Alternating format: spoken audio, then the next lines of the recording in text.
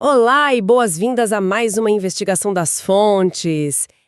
Na nossa imersão de hoje, a gente tem em mãos um conjunto de reportagens e notas esportivas incrivelmente reveladoras. Muito reveladora. Sim, elas são datadas de 20 de fevereiro de 2026 e elas basicamente expõem as entranhas de uma crise interna bem pulsante nos bastidores do Grêmio. Uma crise que escalou rápido, né? Rápido demais.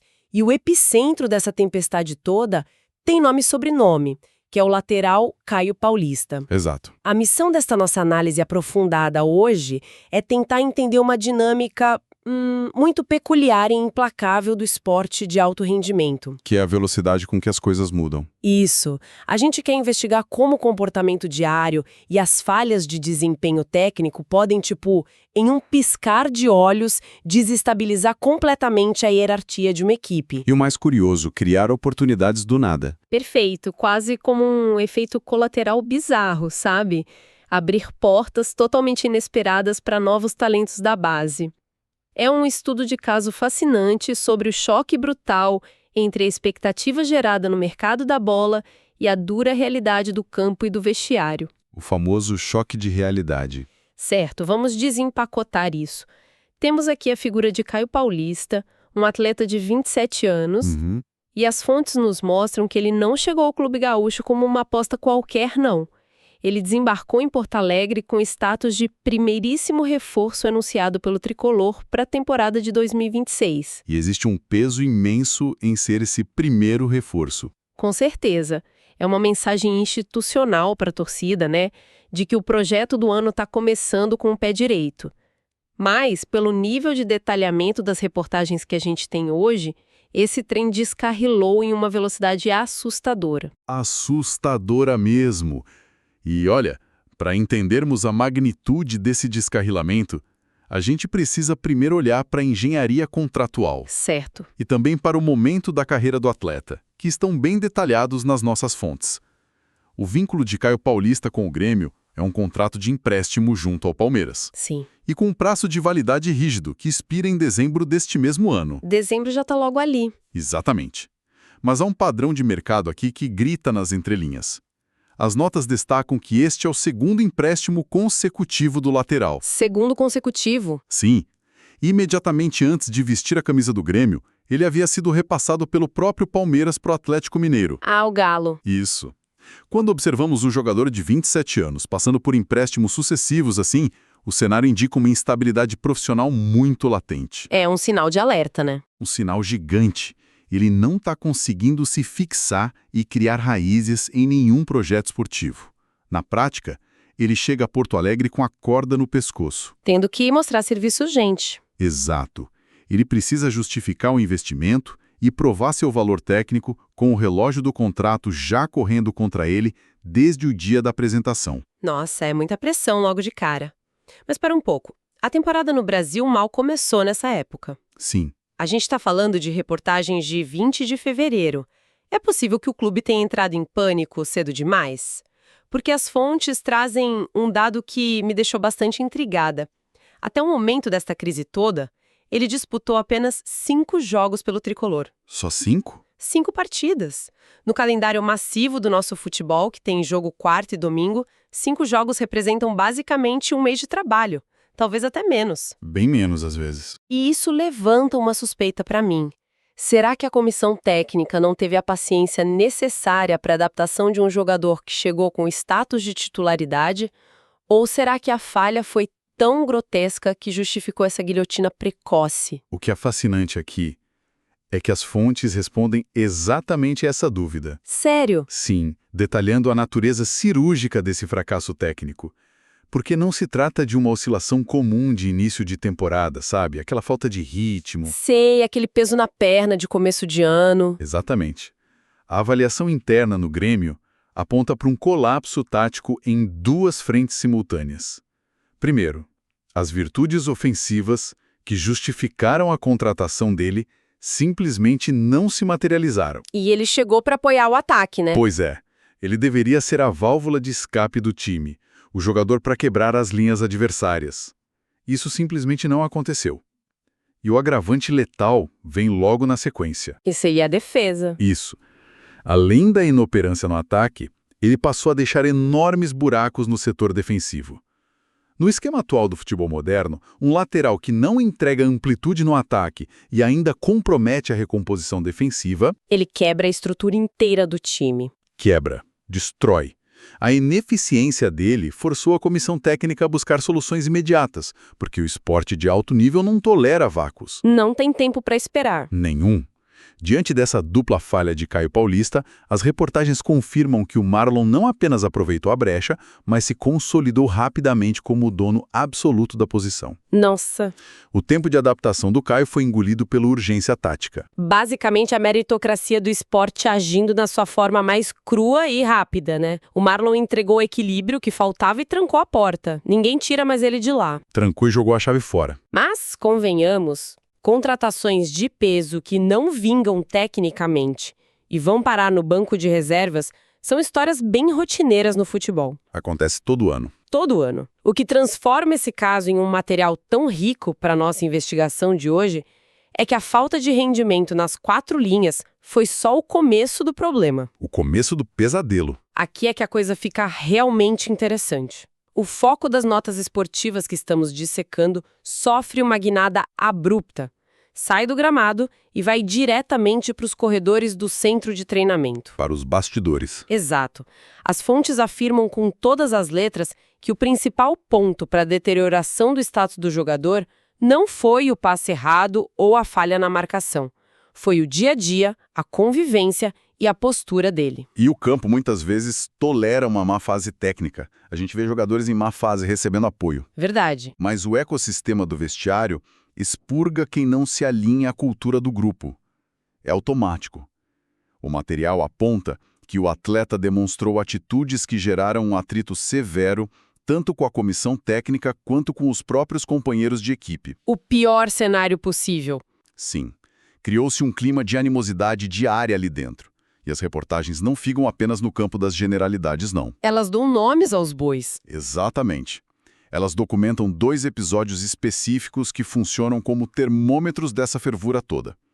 O primeiro momento crítico ocorre durante a derrota por 2-0 contra o São Paulo. Em partida do Brasileirão, né? Isso, Campeonato Brasileiro. O aspecto que mais chama a atenção nesse relato é que o clima esquentou nos bastidores mesmo com Caio Paulista sequer entrando em campo. É mole. Ele passou os 90 minutos inteiros no banco de reservas e, mesmo assim, conseguiu gerar um problema enorme. Onde o jogador não deu um único chute na bola. Ficar no banco de reservas durante uma derrota por 2-0 já é uma situação de alta tensão natural para qualquer equipe. Com certeza, os nervos já ficam à flor da pele. Sim. E se um jogador que chegou com pompa de reforço não consegue gerenciar sua própria frustração e acaba tumultuando o ambiente externo ao campo, Fica insustentável. fica. Isso envia uma mensagem terrível para o resto do grupo que está lá dentro, correndo e tentando reverter o placar. Mas as fontes relatam que a situação não parou por aí. Houve um segundo grande episódio de tensão que parece ter sido a verdadeira gota d'água. E esse segundo momento de ruptura acontece num contexto ainda mais sensível. Acontece no pós-jogo, logo após o empate em 1-1 com o Juventude. E não foi qualquer jogo. Não. Foi pela semifinal do Campeonato Gaúcho, um jogo disputado na Arena do Grêmio. O contexto aqui é fundamental para a gente entender a gravidade da coisa. Com o estádio cheio, pressão da torcida. Exato. É uma semifinal estadual dentro da casa do clube. A pressão inerente a um jogo eliminatório já eleva a temperatura de qualquer vestiário ao limite absoluto. Imagino o clima no vestiário depois do apito final. Pois é. Ter um episódio de atrito agudo logo após o apito final, num cenário de decisão, sinaliza que as desavenças deixaram de ser meros ruídos de convivência. Elas passaram a ameaçar ativamente o foco competitivo do time. Afeta o rendimento de todo mundo. Totalmente. A paciência coletiva com um comportamento dissonante havia se esgotado ali, bem no momento mais agudo do campeonato. E o que me deixa absolutamente perplexa, lendo os detalhes dessa cobertura jornalística, é a ordem em que as coisas aconteceram em seguida. treinador ou a diretoria intervenha no momento em que um jogador sai da linha, certo? Tradicionalmente, sim. São eles que aplicam as multas, dão as broncas homéricas, fazem aquele enquadramento institucional que a gente está acostumado a ver. Mas as notas revelam uma dinâmica completamente diferente neste caso. A primeira grande repreensão não desceu da sala da diretoria. Não mesmo. Ela veio dos próprios jogadores. O elenco sentiu a necessidade de puxar o freio de mão e confrontar o colega. Por que os jogadores tomariam a frente dessa forma antes mesmo da gestão? O que isso nos diz sobre o buraco em que a situação se encontrava? Diz que a linha vermelha do respeito mútuo foi ultrapassada de uma forma muito grave. O vestiário é uma entidade autônoma com regras não escritas muito severas. Uma espécie de código de conduta interno. Isso. Quando os próprios pares decidem confrontar um recém-chegado, alguém que deveria ser uma liderança técnica, isso evidencia que a atitude do indivíduo estava prejudicando o trabalho de todo mundo. É um movimento puro de autodefesa do grupo. Ou a gente para esse cara ou ele afunda o barco todo. Bem por aí.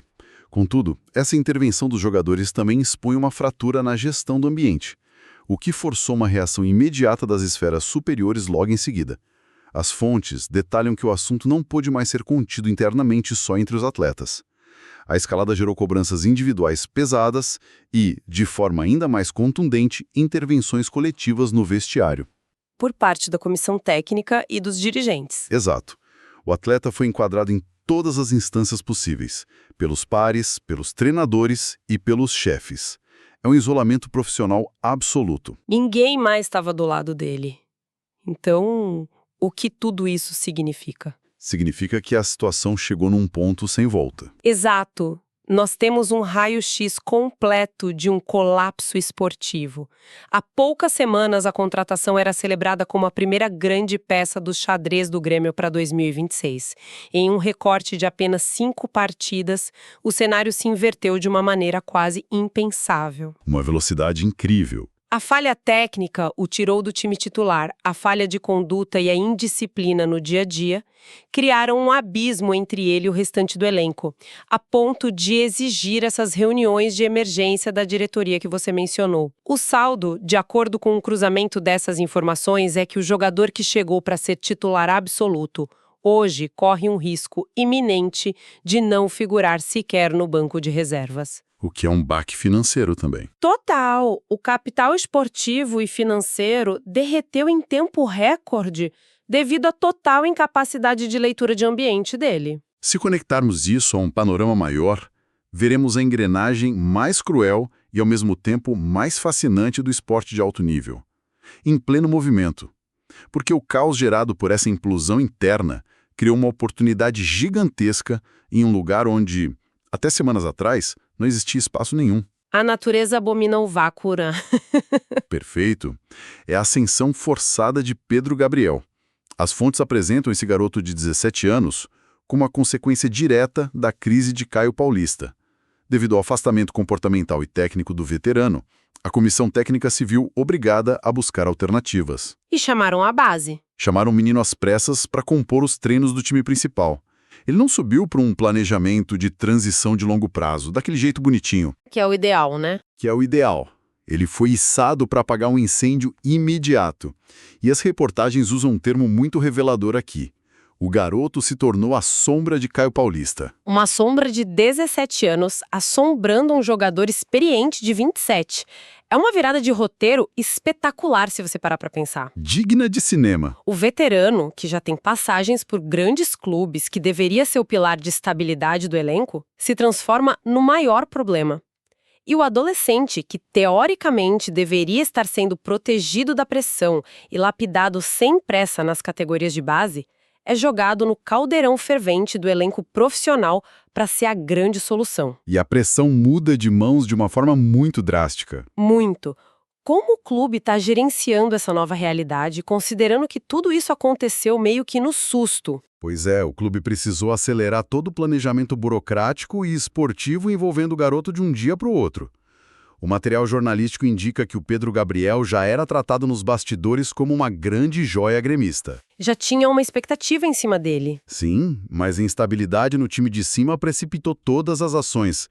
O contrato atual do garoto se encerraria na metade do ano, o que já era uma situação de risco gigantesco para o clube. Imagina perder ele de graça. Nossa, erro amador se acontecesse. Sim, mas agora, com o jogador vivenciando a rotina do time principal e sendo lapidado de perto pela comissão técnica como uma peça de reposição real, as fontes cravam que o Grêmio já está em vias de renovar esse vínculo. O clube agiu rápido, então. Agiu, a crise de comportamento de um jogador caro serviu como catalisador perfeito para amarrar o futuro de uma promessa que, em circunstâncias normais, talvez demorasse muito mais tempo para ganhar os holofotes e ter o seu contrato valorizado desse jeito. É impressionante como as peças se movem rápido nesse tabuleiro, e essa investigação de hoje extrapola, e muito, as 4 linhas do campo.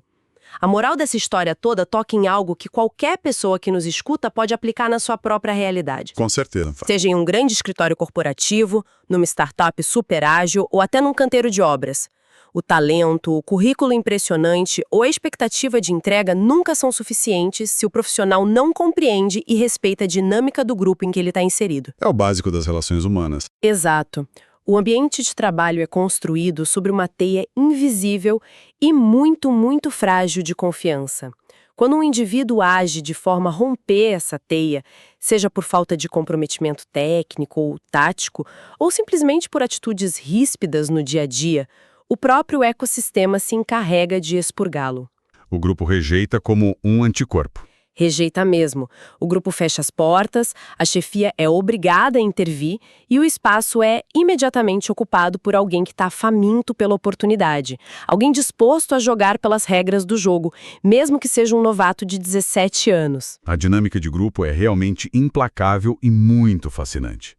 E olhando para a totalidade desses fatos documentados sobre a crise no Grêmio, a queda de Caio Paulista e a rápida ascensão de Pedro Gabriel, surge uma reflexão inevitável.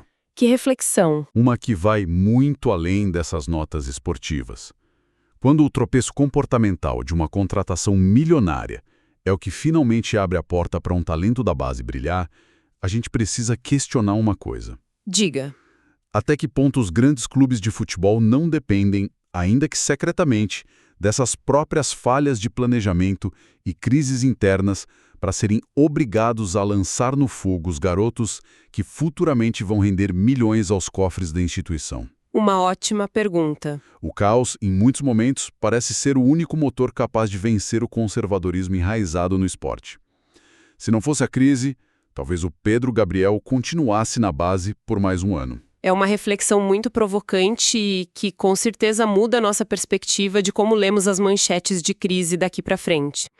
É o caos funcionando como parte da estratégia de sobrevivência, mesmo que seja de forma totalmente acidental. Exatamente isso. Agradecemos imensamente a companhia de quem nos acompanhou nesta imersão profunda de hoje. A recomendação de sempre permanece firme. Continuem questionando as narrativas prontas, leiam as entrelinhas das notícias e prestem muita atenção nas histórias de comportamento humano que ditam as regras, muito antes da bola sequer rolar. Um grande abraço e até a próxima Investigação das Fontes.